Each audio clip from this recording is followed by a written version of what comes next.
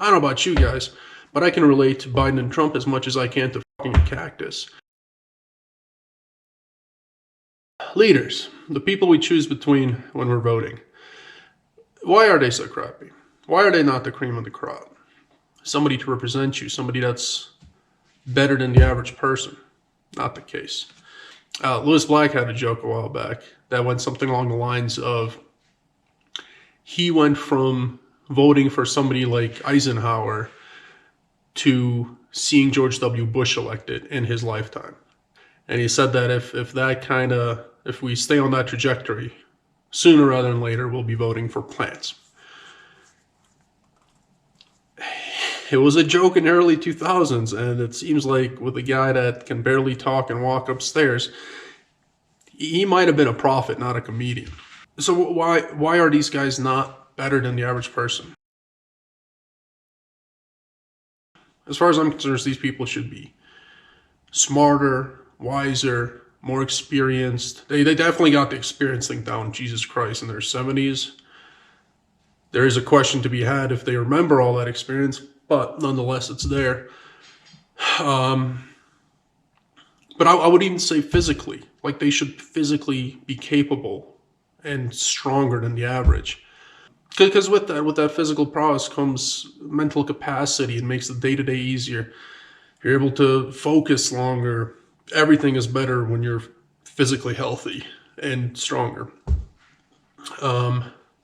Moral. Their moral compass should be, again, at least better than average. Theirs is, it's almost by design, it seems, the way that these people are selected, and we'll get into that in a bit. It's as if their moral compass is of no question whatsoever. It's strictly a popularity contest, so it's irrelevant, completely irrelevant. So along with all those, I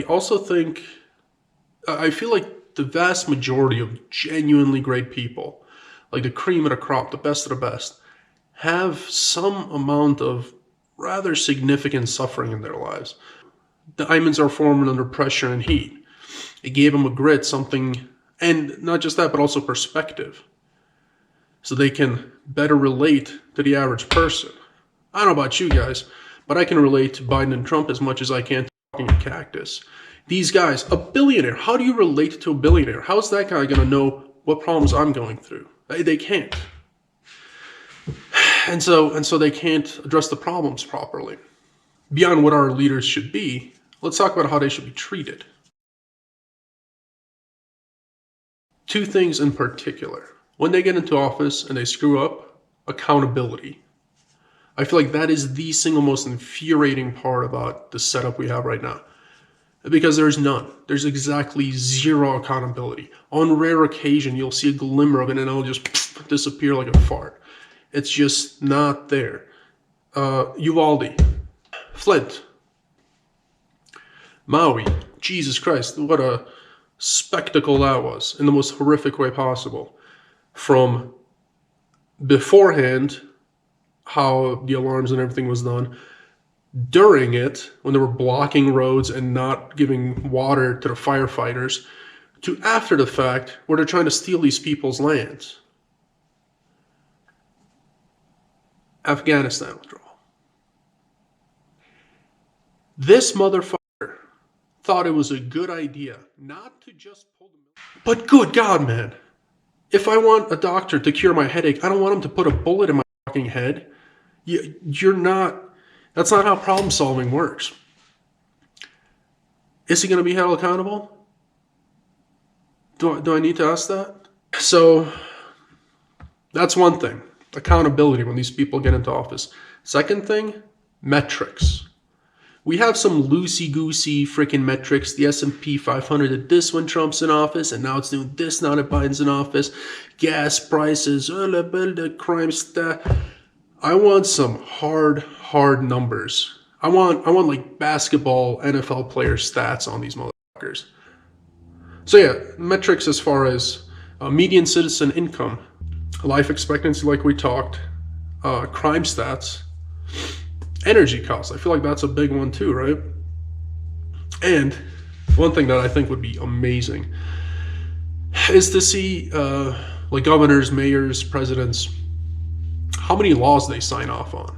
And I want that number to be as small as possible. Technically, I want to see it in the negatives. So the problem is, the reason we don't have those metrics and that accountability and leaders that are worth a damn is, and I'll make another video out of this, I imagine, because the process for selecting these people is so far from the ideal. Right now, it's a popularity contest. It's a popularity contest, which essentially boils down to who can spend more money.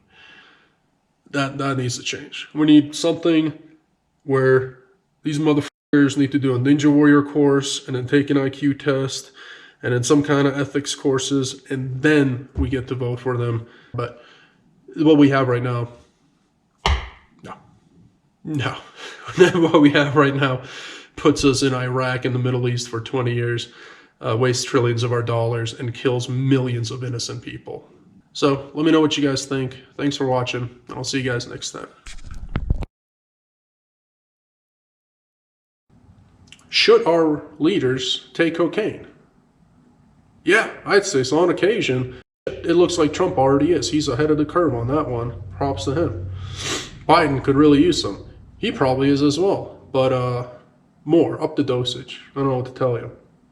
But yeah, when these critical events happen, he's on a beach and a state is on fire, yo.